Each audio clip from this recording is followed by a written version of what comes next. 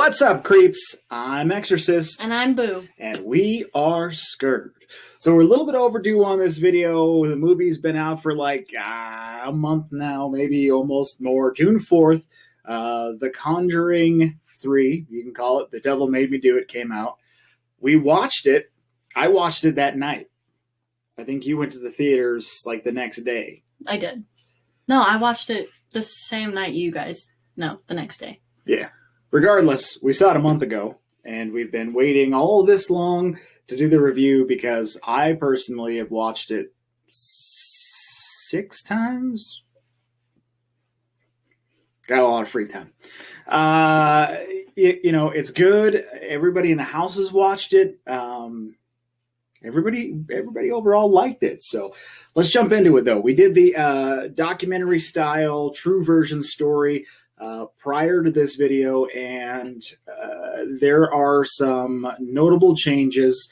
So before we get into our typical format, let's do a little recap of the last video we did talking about the true story. All right. So David Glatzel was an 8-year-old boy who was possessed by multiple demons, and he was exorcised for them. And his sister's husband, fiance at the time, challenged these spirits and was like, take me instead. He's just a little boy. That backfired a lot. And so then Arnie Johnson, the fiance, he became possessed and murdered his landlord. Ultimately, he did use the phrase, the devil made me do it, in court. And that was what he went off of. I mean, there was no, oh, I'm criminally insane. No, it was the devil made me do it. Yeah, it was a big case. I mean, in the 80s, it shook the world, and everybody is watching the case carefully. I was excited that we were able to do the true crime part of it, get into some of the details in the last film, kind of a nice crossover for us. The only problem with doing that was when it came time to watch The Conjuring, The Devil Made Me Do It, I the whole time sat there and was like, I don't remember him telling that part of the story. And, Right. So it's not how that happened. Yeah, no, you go into it and you have all this background knowledge and it sucks a little bit of the fun out of it.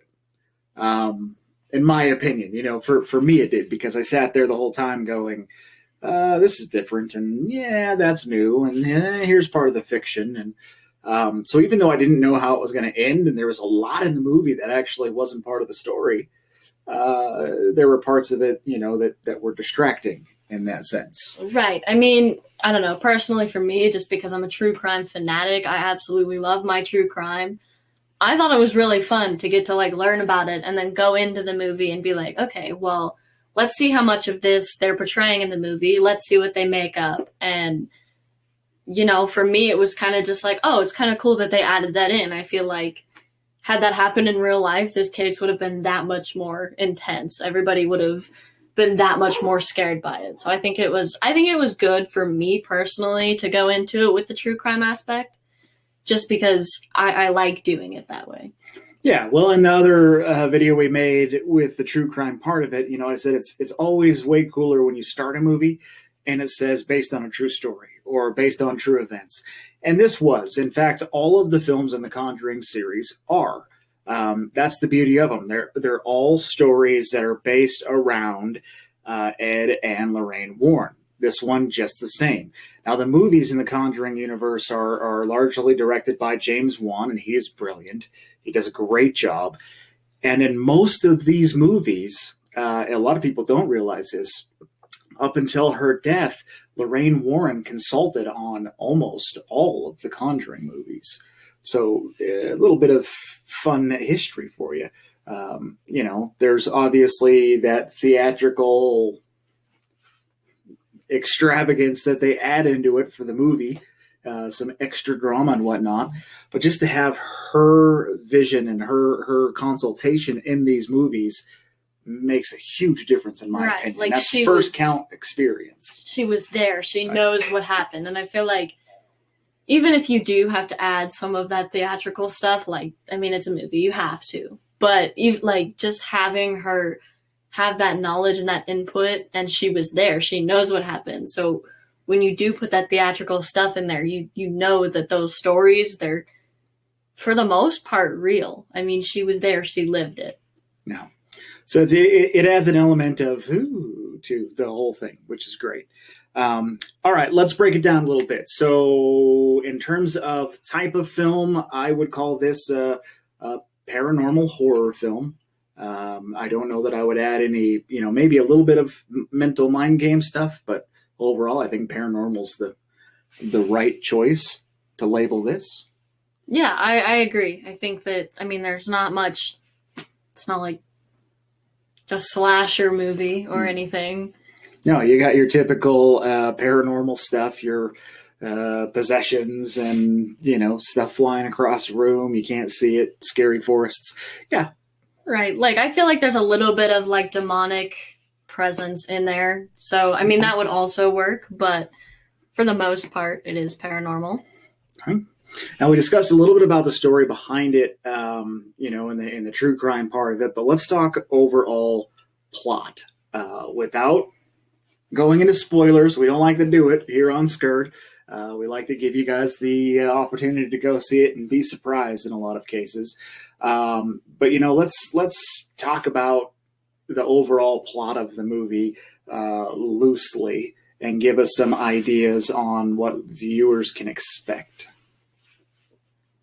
I think a big plot of this movie is, again, like, I mean, even as you see just in the trailer, this guy Arnie, he does something bad, and he claims it wasn't him, so you're kind of expecting some demonic force to be pushing people to hurt themselves, hurt others, and just really mess with people's heads.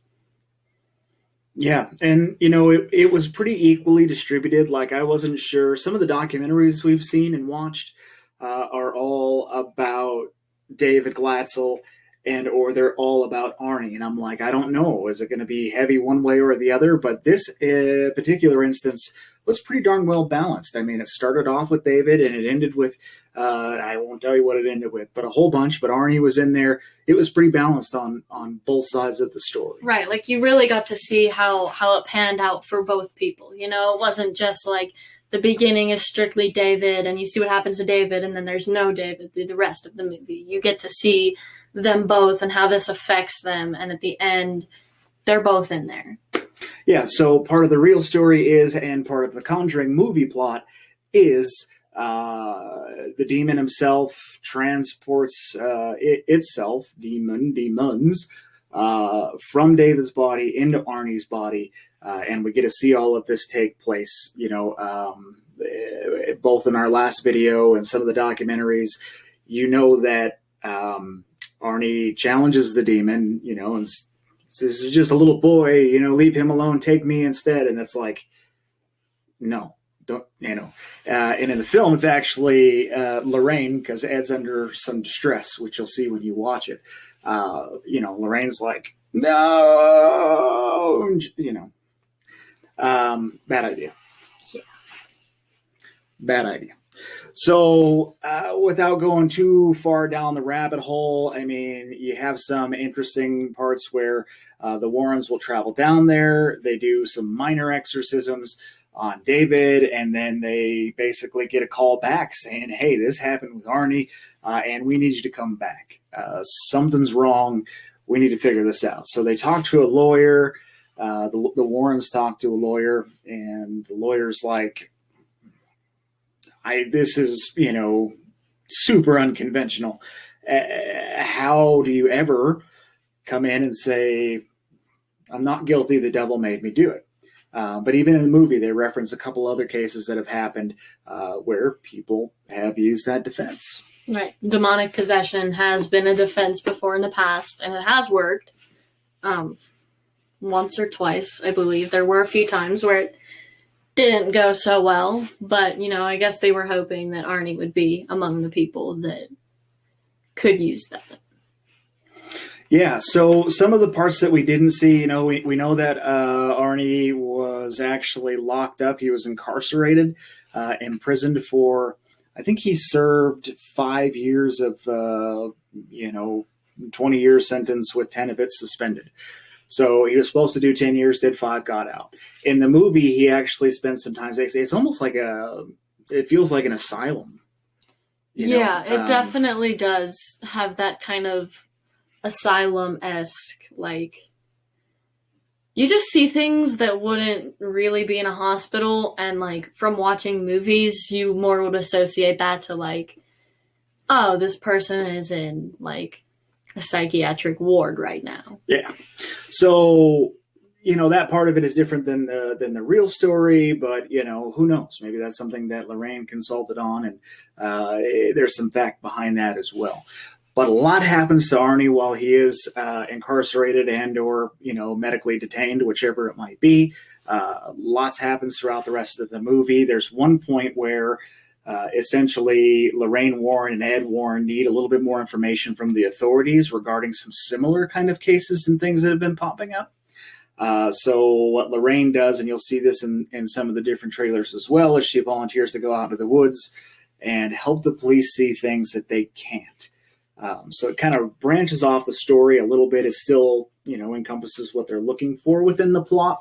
But it also shows the dimension, and this is true. Lorraine Warren on many occasions helped law enforcement on cases. So they really incorporate Ed and Lorraine Warren into the actual story part of it. And that's what makes these movies enjoyable. Right. I feel like it would be so much different if Ed and Lorraine hadn't been such a big part in these movies. I mean, as he said, in the parts where you do see Lorraine looking for things in the woods, I feel like it was a really, just like a really good part to put into the movie, because no, it may not have been like part of this actual case. Maybe it could have, like, we don't really know, but it does show a lot about what they're looking for in the general area they're looking for it. And I think that it just would have been so much different had that not been in there. Yeah. And overall, the Ed Lorraine Warren saga, it's a beautiful story to watch. We've talked about the relationship in previous films, but it kind of adds that, almost a wholeness to some of these movies as well, because the love that they have for each other is so strong. And we see things like, and that it has some medical conditions. You see how it tears up Lorraine. There's one part on the trailer that everybody's seen by now, I'm sure, where Lorraine's standing on the edge of the cliff and runs and, tries to catch her. And that's all stuff that makes, pulls at your heartstrings. Right. It makes you part of the story because you know these people. Yeah, it's just like familiarity. You know that they're familiar to you, and you're like subconscious, and just even throughout these series of movies, you've seen how much their love has grown throughout the movies. Like you can tell that they had like that real love, and it brings like joy to you. Like you're watching a scary movie, but like you get to see this love that isn't portrayed in a lot of scary movies. Yeah, it's you don't always have the time in a single movie to develop some similarities and some relationships with these characters. So having them reoccur in all of these films, the Annabelles, the Conjurings, you start to build that bond. So as they age together and they go on these cases together and they have problems together, you become part of that as well. Let's talk about a couple of the best scares, because in typical Conjuring fashion, there's a couple that you just don't see coming. Some of them you can read like a book, and you're like, okay, dark room, they're looking into dark shadow, and but the Conjuring's really good about being subtle too. I mean, sometimes it's just boom, jump scare. So tell us about one or two of your favorites, and I'll give you a couple of mine as well. I think my favorite of all of the jump scares in the whole movie, I mean, it leads to so much more, which is probably why it's one of my favorites. But it is in the trailer. You do see it happen. When when David is on the bed And he puts his hand on the bed like this, and he's looking in there, and he's like, okay, this is weird. And you see him put his hand there, and a hand comes up, and then it grabs him. And there's just this struggle on the waterbed. And I could feel it coming, but it was still so scary because you're just like, that's a little kid. That is a small 8-year-old boy. And like, had that really happened in real life, that's terrifying. I mean, and it seemed as if it was all in his brain. Everybody made it look to be as if he was imagining all of this. And I just simply feel that's not the case. Yeah, it's the movie and the visual effects within it. You know, you hear the story on one side and it's hard to picture, but that's where the movie kind of makes it fun. And you can see what Arnie's seeing, and you can see the things that they're going through, and you don't really have to guess because visually they make it come to life.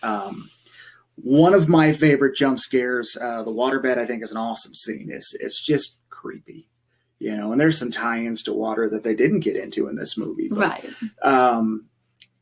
Probably one of my favorites. There's 2 times where I was like, one of them is the confrontation between Arnie and his landlord. You know, anytime you're in a house and you know that there's somebody that wants to, you know, stab you or kill you or something, and you don't see the protagonist, you can't see where they're at, you know something's about to happen.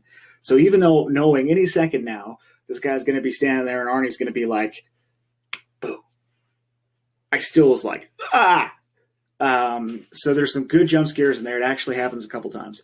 And then the other one is Lorraine's in the woods, and there's no better time for a jump scare than in the dark woods, all alone. She's visioning this, visioning that, you know, and you got things looking around the trees, and you got, you know, just boom, impact stuff. So it's a quiet setting with loud sounds and big movement, and that's scary.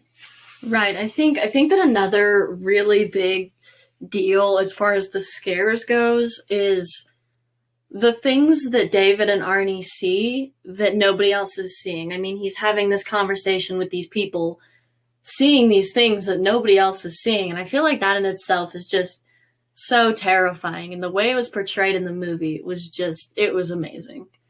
Yeah. Overall, let's get into, you know, I guess before we go into overall, let's go into the ending approval. So this is usually in horror movies where I just cross my arms and I go, I wouldn't have done it that way. The Conjuring is notorious for not making me feel that way. And I feel like The Conjuring 3, The Devil Made Me Do It, did the same thing. I didn't end the movie going, well, that was dumb. How about you?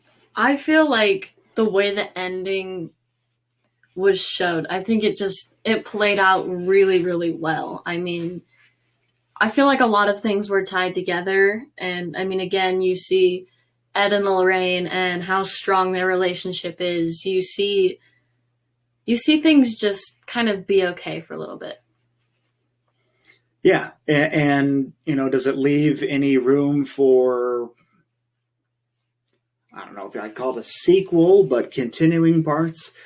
The Conjuring movies always do.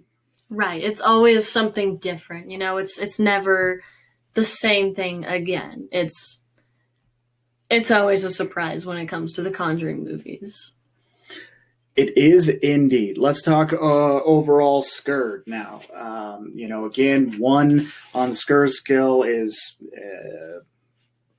you know, Bambi was scarier than this movie. Bambi was scary at times and sad. It was really sad. It wasn't scary. It was sad. 10 being, holy crap, I'm not going to sleep for the rest of my life. Something's behind me. I'm terrified. Wow. What number would you give The Conjuring 3, The Devil Made Me Do It? I feel like I'd give it somewhere between a 7 and an 8. You know, there were a lot of scary parts, and there was a lot of parts that would just make you think. And the jump scares were incredible. The movie and the way it was laid out was great. And I think that Was it the scariest movie I have ever seen in my life? No, probably not. But it was up there. Yeah, scariest movie I've ever seen, not even close. There were some cool parts in it. I think the story is really good. It kept my attention the whole time. I wasn't, like, I should just pick up my phone and no, I paid attention. Each time I watched it, I learned something new. That's kind of another cool thing about these films. Overall recognition has not actually been very well received. Rotten Tomatoes gave it like a 56%, 5.7 out of 10 on IMDb. So lower ratings. I'm going to go higher than that, though. I think in terms of overall scurriness, I'll give it a 7. I think if, there are a few more parts that weren't so predictable, it could have been higher. But overall movie and overall plot, I loved it. I'd give it a good 8, 8.5, just based on entertainment value. Absolutely. All right.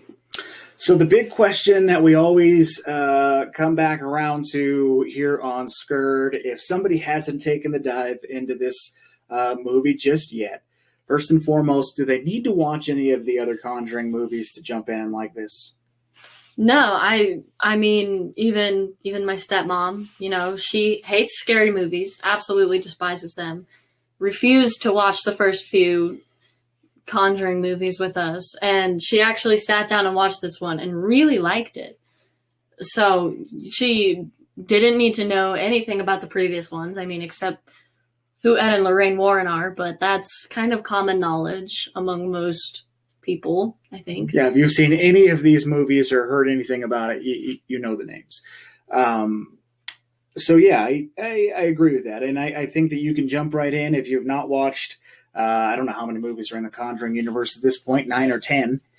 You can jump right in. You can, I don't know if I'd start here, but it doesn't exactly fall in the same Conjuring timeline anyway. So do check it out. I am going to go out and say that I would 100% recommend watching it. Yeah, absolutely. I think that a lot of people will really like this movie. Okay. And it's not overly scary, for your little ghosts and goblins. I don't know that I'd go little as always, but, we've got a 7-year-old and an 11-year-old and almost 12. I better say that or I'll be in trouble. Yeah. It didn't rattle their cages so much they couldn't sleep at night, but it was fun and it did scare them a little bit. And so, watch your ages, if you know how brave or not brave your kids are. So I don't have to tell you that, but recommend it. I 100% recommend it. Yeah, me too. Okay. Anything else in the Conjuring 3, The Devil Made Me Do It, that you would like to add for the good of the order? I don't think I have anything. Do you? No.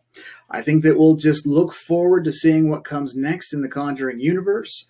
There is stuff that once you watch this movie, you're going to want to research. Again, I'm not going to throw spoilers out there, but one thing that you'll Google towards the very end of it or somewhere in there is the, what do they call them? The Disciples of the Ram Cult. And this is an actual thing. And once you start going down that rabbit hole, hold on tight because there's some weirdness. Oh, yeah, definitely. I remember Googling it in the movie theater because I was like, this is intriguing. And then I stayed up for hours reading about it. Is this a real thing? And oh, yes, it is. So good. With that said, as we always say, I'm Exorcist. And I'm Boo. And until next time, sleep tight.